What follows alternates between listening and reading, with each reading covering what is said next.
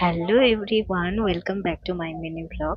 তো আজকে আমরা যাচ্ছি আমাদের ভ্যাকেশনে, মানে আমরা দুজন মিলে যাচ্ছি একটু ঘুরতে।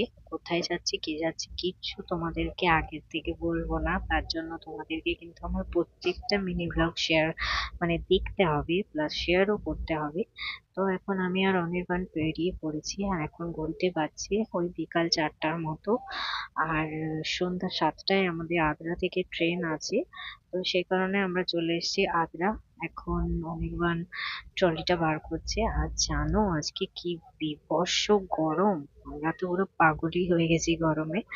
আর বারবার ওই এসিতে থাকা, তারপর এসি থেকে বেরোনো, মানে গাড়িতে এসি চলছিল, দেন তারপর এখন আবার বাইরে বেরোনো, এটাতে একটু ঠান্ডা লেগে যাবে মনে হচ্ছে। তো বসে বসে কি করব, সে কারণে চা আর সাথে একটু খেয়ে নিলাম ক্রিম রোল।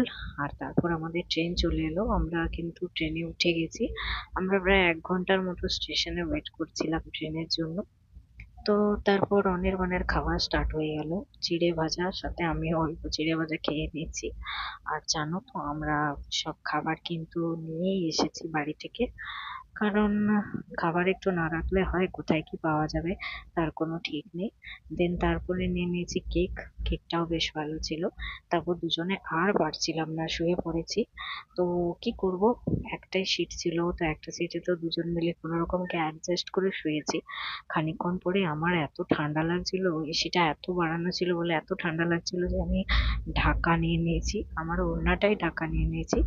তো তারপর আমরা চলে এলাম, তারপর আমরা ডিনারে বসে গেছি। আর এরা দুজন আমাদের সাথে ধানবাদে দেখা করেছে, মানে মিট করেছে।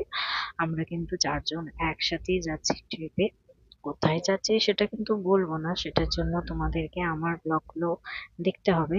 তো এখন দুজনে আবার শুয়ে পড়েছি। আমরা রাত 12টায় ট্রেন ছিল ধানবাদ থেকে।